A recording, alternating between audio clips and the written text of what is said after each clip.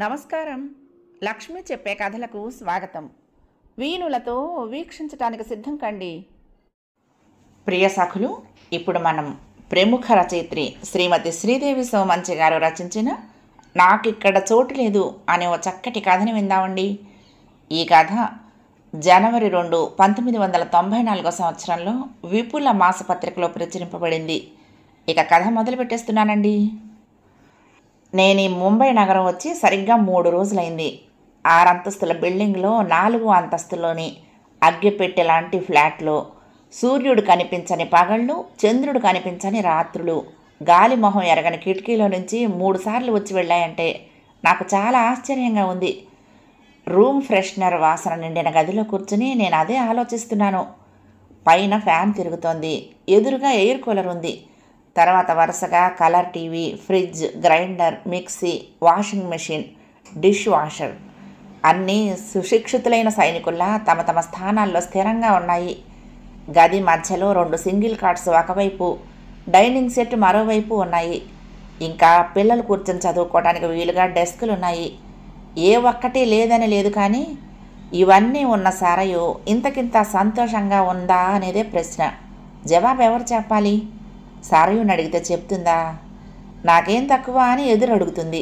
నిజమే, కన్నవాళ్ళని ఎదిరించి కట్టుబట్టలతో వచ్చేసిన సరయుకేం కొరత లేదు. కానీ ఈ ఉన్న వాటిల్లో లైవ్ ఉందా? జీవితం ఉందేమో కానీ జీవం లేదు. ఈ నిర్జీవ సైన్యం అంతా నా రాకను నిరసిస్తుందేమో అనిపిస్తోంది.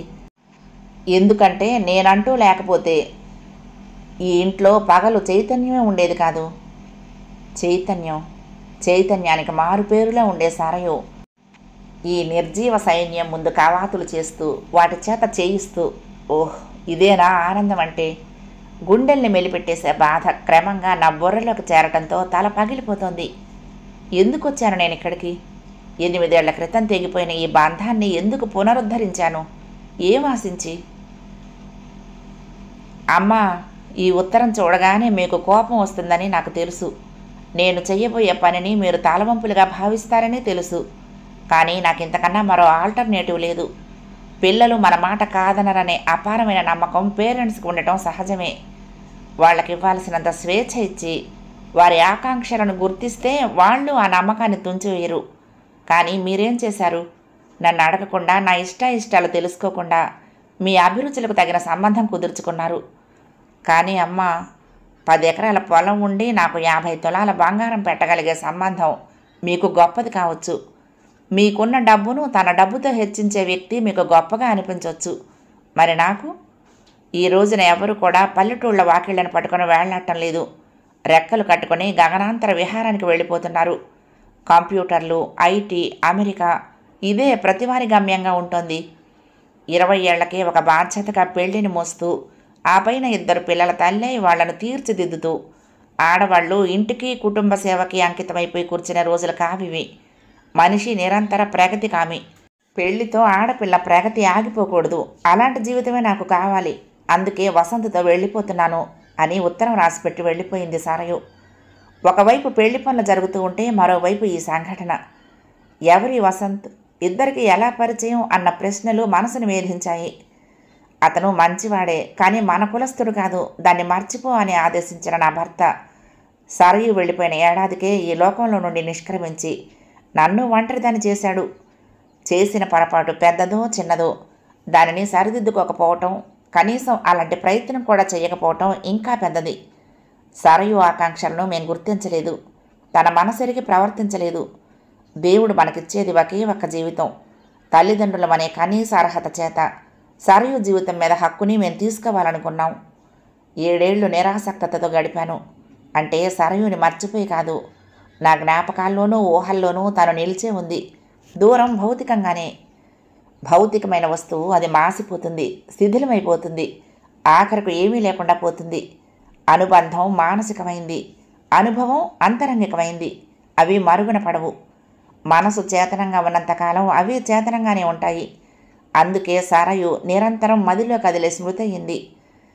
ఇంతలో ఒక ఫోన్ ముంబై నుండి నా మరిది చేశాడు. వదినా, ఒక ముఖ్యమైన విషయం చెప్తున్నాను వినవమ్మా. ఒక ఫ్రెండ్ కొడుకు పెళ్ళికి వెళ్తే సరయు అక్కడికి వచ్చింది. అతను కూడా వచ్చాడు. వాళ్ళకిద్దరు పిల్లలు, ముచ్చటైన కుటుంబం అన్నాడు. ఎదురు చూడని విషయం వింటున్నానేమో, అది కలో నిజమో అర్థం అవ్వలేదు. పెద్ద కల లాంటి జీవితంలో మరొక చిన్న కల. అన్నయిపోయాడు, నువ్వా పెద్దదాని అవుతున్నావు. ఇంకా ఎవరి కోసం వదినమ్మా ఈ పంతం? అతను అడుగుతూ ఉంటే నేను ఆశ్చర్యపోయాను. నాలో వితరణ మేల్కొంది. నాది పంతమా? తిరస్కరించి వెళ్ళిపోయి ఇన్నేళ్లుగా ఒక్కసారైనా కనిపించని సరయూది పంతమా? 20 ఏళ్ల కిందటి విషయమే గుర్తు తెచ్చుకో. బిఏ చదివి ఉద్యోగం దొరక్క నేను అల్లల్లాడుతున్న రోజులు. ఇక్కడేదో ప్రైవేటు జాబు దొరికిందని సంతోషంగా నేను బయలుదేరితే నువ్వు అన్నయ్య దెబ్బలాడారు. ఉన్న ఊరు వదిలిపోవద్దని వారించారు. మీ మాట వినకుండా వచ్చేశాను. అలాగని మీరు నన్ను వదులుకోలేదు. ఎక్కడ ఇబ్బంది పడిపోతానని అక్కడి నుంచి డబ్బు పంపించేవారు. వదిన సరయు కూడా అదే పని చేసింది. తనకు నచ్చినట్లు జీవితాన్ని మలుచుకుంది అన్నాడు. నిజమే, దేవుడు మనిషికిచ్చేది ఒకే ఒక జీవితం. దాన్ని అందంగా తీర్చిదిద్దుకోవాలని ఎవరికుండదు.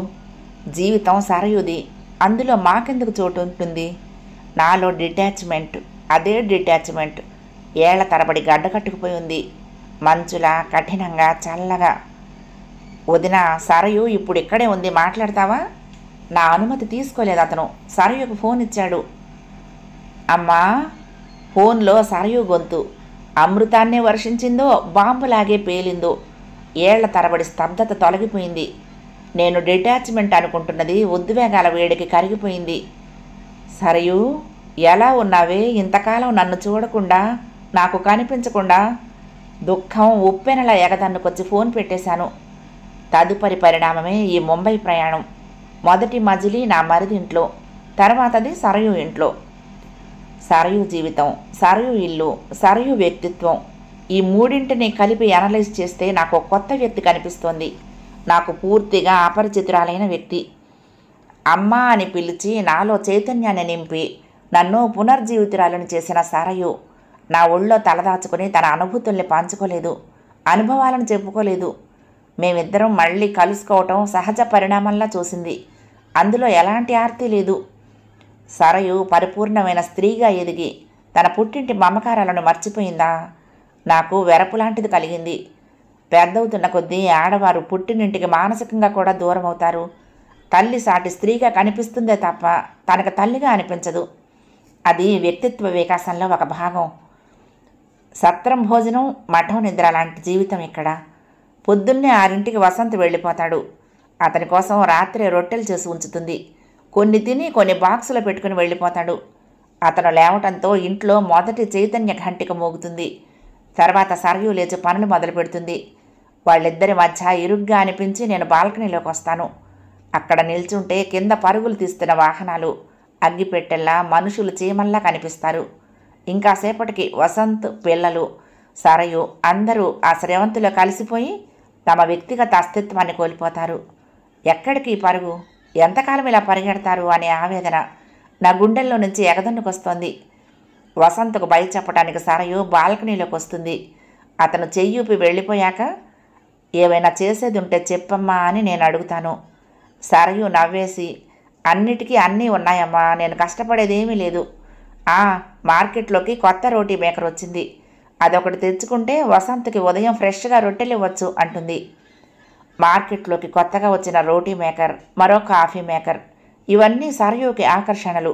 వాటి గురించి విస్మయంగా చెప్తుంది. నేనొచ్చిన మొదటి రోజు చెప్పింది ఇద్దరికీ కలిపి 38,000 వస్తుందని. నేను ఆశ్చర్యపోయాను. ఒక సాదాసీదా రైతుకి సంవత్సర ఆదాయం. అంత డబ్బుని వీళ్ళు నెలకు సంపాదించుకుంటున్నారు, ఖర్చు పెట్టుకుంటారు. పెళ్ళైన వెంటనే ఇద్దరు అమెరికా వెళ్ళారట. అక్కడ 3 ఏళ్ళ నుండి తిరిగి వచ్చారట. అది నాకు ఆశ్చర్యాన్ని కలిగించిన విషయమే.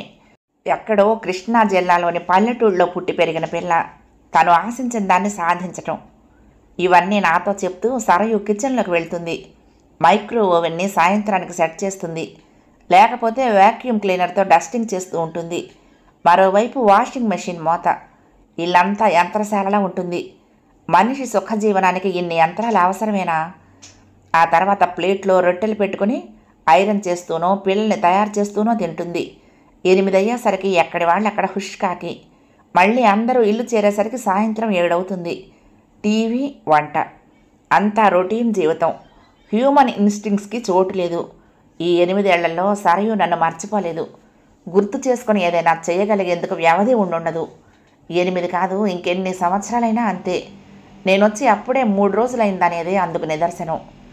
ఒక్కరోజు ఉండటానికి అక్కయ్య మా ఊరొస్తే ఎన్నో కబుర్లు చెప్పుకుని ఎన్నెన్నో జ్ఞాపకాలను కలబోసుకునేవాళ్ళం. చేదిన కొద్దీ ఊరే ఊటలా చెప్పుకున్న కొద్దీ ఇంకెన్నో కబుర్లు దొర్లేవి. అలాంటిది సరయుతో నేను మనసు విప్పి మాట్లాడిందే లేదు. తోడని ఊట ఇంకిపోయినట్లు ఇద్దరం ఎదురుపడ్డా ఏం మాట్లాడుకోవాలో తోచదు. అసలు వసంత సరయు మాట్లాడుకుంటారా? నవ్వుకుంటారా? 6 వయళ్ళు వెన్నెల రాత్రులు వీళ్ళకెక్కడివి?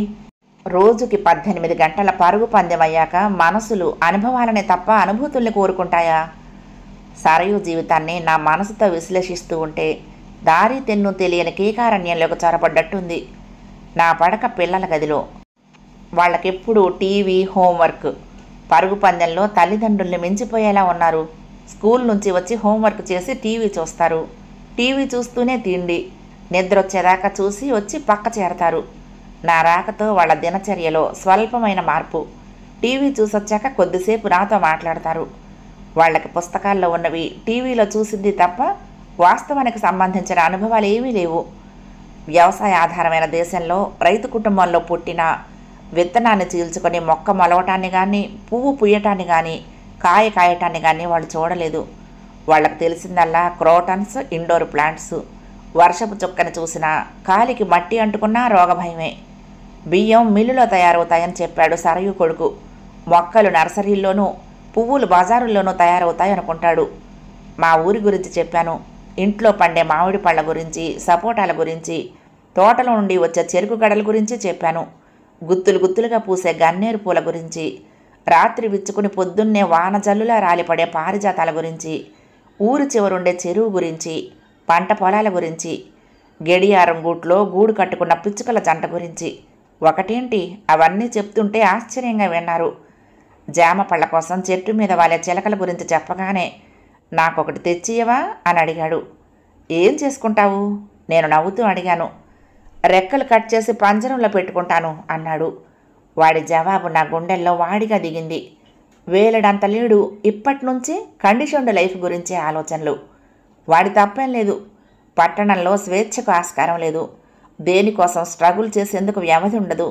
అందుకే అన్నీ తమ కంట్రోల్లోనే ఉండాలనుకుంటారు. ఆఖరికి ఎదుటి వ్యక్తి స్వేచ్ఛ కూడా. వసంత్ తాతగారి దగ్గర నుంచి వాళ్ళ రూట్స్ ఈ సిటీలోనే ఉన్నాయి. నేను చెప్పేవేమీ వాళ్ళు చూసే కార్టూన్ సినిమాల్లో కానీ, హాలీవుడ్ సినిమాల్లో కానీ ఉండవు. నువ్వే గ్రహం నుంచి వచ్చావో అడగమంటున్నారు నీ మనవలు అని చెప్పి నవ్వింది సరయు. తర్వాత ఒక్క నిమిషం ఆగి, నిజమే, వాళ్ళకి కంట్రీ లైఫ్ గురించి ఏమీ తెలీదు. అయినా తెలుసుకోదగ్గంత ఏముందిలే అమ్మా. ఈ రోజుల్లో ప్రపంచాన్ని శాసించేది కంప్యూటర్ కానీ మారుమూల పల్లెటూళ్ళు కాదు అంది. అది తెలియని తనమో అహంభావమో నాకు అర్థమవలేదు. అమ్మా, నువ్వు కూడా ఆ పొలాలవి అమ్మేసి ఇక్కడికి వచ్చేయకూడదు మళ్ళీ తానే అంది. నేనా? తెల్లబోయాను. అవును, ఏం? నీకు ఇష్టమైతే మాతోటే ఉందువు కానీ, లేకపోతే వేరే ఫ్లాట్ తీసుకోవచ్చు. సొంతిల్లుంటే వడ్డీ డబ్బుల మీద దర్జాగా బతికేయొచ్చు నువ్వు అంది. నేను ఆ ఆలోచనను ఆమోదించలేకపోయాను. మా జనరేషన్ వాళ్ళం చిన్న చిన్న ఊళ్ళను పట్టుకొని ఇంకా ఉంటున్నాం కాబట్టి ఏడాదికో 6 నెలలకో ఒకసారి మీరటు వస్తే రిలీఫ్గా ఉంటుంది. అలాంటి రిలీఫ్తో ఇంకో 6 నెలల్లో ఏడాదో గడపగలుగుతారు. అందరం ఇక్కడే ఉంటే ఒకళ్ళని తోసుకుంటూ ఒకళ్ళం పరిగెడుతూ ఉంటే ఏం బాగుంటుంది అన్నాను. ఏమిటోనమ్మా నీ ఆలోచనలు అంది సరయు నిరసనగా. మా అత్తగారిని చూపిస్తాను, నీకన్నా పెద్దది ఎంత యాక్టివ్గా ఉంటుందో అంది. నేను నవ్వి ఊరుకున్నాను. సరయు అత్తగారు మామగారు నన్ను చూడటానికి వచ్చారు. ఆవిడ జాబ్ చేసేదిట. రిటైర్ అయ్యి 5 ఏళ్ళైందని చెప్పింది. తలకి డై చేసింది, పళ్ళు కట్టించుకుంది, పంజాబీ డ్రెస్ వేసుకుంది. ఒకప్పుడు ప్లాస్టిక్ పువ్వులుండేవి ఉపమానానికి, ఇప్పుడు కొత్తగా వెల్వెట్ పువ్వులు వస్తున్నాయి. అలా ఉంది. మనసులో నుంచి వచ్చిన ఆత్మీయత కన్నా తెచ్చి పెట్టుకొని నరాల్లోకి ఇంకించుకున్న పొలైట్నెస్, జీవన శైలిలో ఇమిడిపోయిన డిటాచ్మెంట్ ప్రస్ఫుటంగా కనిపించాయి. వాళ్ళింటికి రమ్మని ఆహ్వానించి వెళ్లారు. ఆవిడని చూసి నేను బాగా డిస్టర్బ్ అయ్యాను. ఉన్నట్లుండి ఇంట్లో చిన్న సందోహం. వసంత్ 1,00,000 రూపాయలు పెట్టి కంప్యూటర్ కొన్నాడు. హాల్లోనే దాన్ని పెట్టారు. ఇప్పటిదాకా కంప్యూటర్ గురించి వినటమే కానీ దాన్నెప్పుడూ చూడలేదు. సరయు, వసంత్ దాన్ని తాము సాధించిన మరొక విజయంగా చెప్పుకున్నారు. కానీ నాలో మాత్రం గొప్ప అలజడి రేగింది. 1,00,000 రూపాయలు దాంతో ఒక సామాన్యుడి జీవిత గతిని మార్చేయొచ్చు. అన్నీ కోల్పోయిన వ్యక్తికి పునరుజ్జీవనం కల్పించవచ్చు. ఏ అనాథాశ్రమానికో విరాళం ఇస్తే కొందరు అనాథలకు తిండి దొరుకుతుంది. ఇంత డబ్బు కేవలం తమ సంతోషం కోసం ఖర్చు పెట్టుకోవటం, రేపొద్దున అది పాతపడుతుంది. మళ్ళీ ఇంకో వస్తువు కొనుక్కొని కొత్త ఆనందాన్ని పొందటం. సుఖ సంతోషాలంటే ఇవేనా? మౌలికమైన ప్రశ్న. పగలంతా ఆలోచనలతో నా తల పగిలిపోతోంది. పిల్లలు కేరింతలు కొడుతున్నారు. ఇంట్లో వాళ్ళ సమయం మరింత కుంచుకుపోయింది. వచ్చి రాగానే కంప్యూటర్ ముందు చేరిపోతున్నారు. నాతో కబుర్లు చెప్పటం లేదు, కంప్యూటర్ దగ్గరే ఉంటున్నారు. రాత్రి నాకు కల వచ్చింది. అదే ఇల్లు, సరయు ఇల్లే. ఇల్లంతా యంత్రాలే ఉన్నాయి. వాటంతటా అవే ఇల్లంతా తిరుగుతున్నాయి. అవే అన్నం వండుకొని తింటున్నాయి. పెళ్లి చేసుకున్నట్టున్నాయి. బుల్లి బుల్లి యంత్రాలు, వాటి పిల్లలు కాబోలు. వాటిని వెంటేసుకొని తిరుగుతున్నాయి. సరయు, వసంత ఎక్కడా? పిల్లలు ఎక్కడా? నేను పిచ్చిగా ఇల్లంతా వెతుకుతున్నాను. ఎక్కడా కనిపించడం లేదు. యంత్రాలు నన్ను చూసి హేళనగా నవ్వి ఓ వారికి చూపించాయి. ఆవగింజలంత చిన్న చిన్న వస్తువులు. ఏమిటవి? ప్రాణం ఉన్నవా లేనివా? నీ వాళ్ళు అందో యంత్రం. అదేమిటి? దుఃఖంతో నా గొంతు జీరబోయింది. ఎవరైనా వీళ్ళకి శాపం ఇచ్చారా? వీళ్ళు మెదడుతో బతికే మనుషులు అంతే. అందుకే మెదడొక్కటే మిగిలింది. మిగిలిన శరీర భాగాలన్నీ పోయాయి. అవేవీ లేవు కాబట్టి మెదడు కూడా చిన్నదైపోయింది అని ఆ యంత్రమే వివరించింది. నాకు దుఃఖం ముంచుకొచ్చింది. సరయు, అమ్మా సరయు, కలవరించాను. గట్టిగానే కలవరించానేమో. అమ్మా ఏమిటి, ఏమైంది? సరయు తట్టి లేపుతూ ఉంటే మెలకు వచ్చింది. వాస్తవాన్ని గుర్తించడానికి నాకు కొంత వ్యవధి పట్టింది. కానీ దుఃఖం నన్ను నిలువునా ఊపేస్తోంది. వచ్చి ఇన్ని రోజులైనా ఒక్కసారి కూడా మనసు విప్పి మాట్లాడలేని సరయు, భర్తతోటి పిల్లలతోటి కూడా కాలం గడపలేని సరయు, మా ఇంటికి రామ్మా అని తీసుకొచ్చి దుర్భరమైన ఒంటరితనాన్ని కానుగ్గా ఇచ్చిన సరయు, మనిషి రూపంలో పూర్తి శరీరంతో కళ్ళెదురుగా కనిపిస్తున్నా నాకు కళ్ళలో రూపమే గుర్తొచ్చి వణికిపోయాను. నేను మా నూరు వెళ్ళిపోతాను సరయు అన్నాను. ఏమైందమ్మా, ఏం జరిగింది? అసహనంగా అడిగింది. చాలని నిద్ర మధ్యలో భంగమైనందుకు తన గొంతులో స్వల్పంగా చిరాకు. నేను పట్టించుకునే స్థితిలో లేను. నేనిక్కడ ఉండలేను అన్నాను. అక్కడే ఉందమ్మా, ఆ పల్లెటూళ్ళలో. అక్కడ మనుషులుంటారు, వాళ్ళు మాట్లాడుకుంటారు, పనులన్నీ వాళ్లే చేసుకుంటారు అన్నాను. నా మాటలకు సరయు తెల్లబోయి చూస్తూ ఉంటే వసంత్ మా మధ్యకొచ్చాడు. నా మొహంలోకి సునిశ్చితంగా చూసి మృదువుగా అన్నాడు. అలాగే వెళ్ళిపోదురు కానీ నిద్రపోండి అన్నాడు. అతని గొంతులోని ఆర్ద్రత నన్ను సాంత్వనపరిచింది. సరయు మంచినీళ్ళు తెచ్చిచ్చింది. పడుకోమని నాకు మరొకసారి చెప్పి వాళ్ళిద్దరూ వెళ్ళిపోయారు. అవతలి గదిలో నుంచి అతని గొంతు లో స్థాయిలో వినిపించింది. ఆవిడ ఈ ఫాస్ట్నెస్ తట్టుకోలేకపోతుంది సరయు. ఈ ఇరుకు గదులు, కిక్కిరిసిపోయిన సామాన్లు, పగలంతా అనుభవించిన ఒంటరితనం, అన్నింటినీ మించి ఇన్ని అప్లయన్సెస్ ఒక్కచోట చూడటం అన్నీ ఆవిడను కలవర పెడుతున్నాయి. ఆవిడ రూట్స్ పల్లెటూళ్ళలో ఉన్నాయి. హ్యూమన్ రిలేషన్స్లోనూ అటాచ్మెంట్స్లోనూ ఉన్నాయి. ఇలాంటి చోట ఆవిడ ఉండలేదు. నేను కళ్ళు మూసుకొని నిద్రపోవటానికి ప్రయత్నించి కొద్దిసేపటికి నిద్రలోకి జారుకున్నాను. తెల్లవారి లేచి తిరుగు ప్రయాణానికి ఏర్పాట్లు చేసుకుంటూ ఉంటే సరయు అంది, అలాగే వెళ్ళిపోదు కానీ ఇంకొద్ది రోజులు ఉండమ్మా, ఊరు ఇంకా చూడనే లేదు అని. లేదమ్మా, మళ్ళీ ఎప్పుడో వస్తాను స్థిరంగా చెప్పాను. ఈ జీవితం సరయు కోసం మేము అమర్చింది కాదు. తన పెళ్లి నేను చేయలేదు. తన డెలివరీలప్పుడు నేను దగ్గరలేను. దూదేకుల్లాంటి తన పిల్లల్ని నేను ఎత్తుకుని ఆడించలేదు. తన పిల్లలకి నాతో ఎలాంటి అనుబంధమూ లేదు. అలసిపోయి స్కూల్ నుంచి వచ్చి నా ఒళ్ళో చేరిపోయేంత తీరిక కానీ పిల్లలకు లేవు. ఒంటరిగా ఇంట్లో నుంచి వెళ్ళిన సరయుని ఇలా చూస్తూ ఉంటే ఒక అపరిచితురాలని, కాకపోతే కొద్ది పరిచయం ఉన్న బంధువును చూస్తున్నట్టుంది కానీ మరే భావము కలగటం లేదు. అందుకే నేను ఇక్కడ ఇమ్మడలేను. ఈ బంధుత్వాన్ని కొనసాగించలేను. నాకిక్కడ చోటు లేదు. కథ సమాప్తం. ప్రియ సఖులు, ఈ కథ మీకు నచ్చితే తప్పకుండా లైక్ చేయండి, షేర్ చేయండి, కామెంట్ చేయండి, సబ్స్క్రైబ్ చేసుకుని నన్ను ఎంకరేజ్ చేయండి. ఉంటానండి. ప్రేమతో లక్ష్మి, కృష్ణాతీరం దుర్గమ్మ సన్నిధానం. నమస్తే.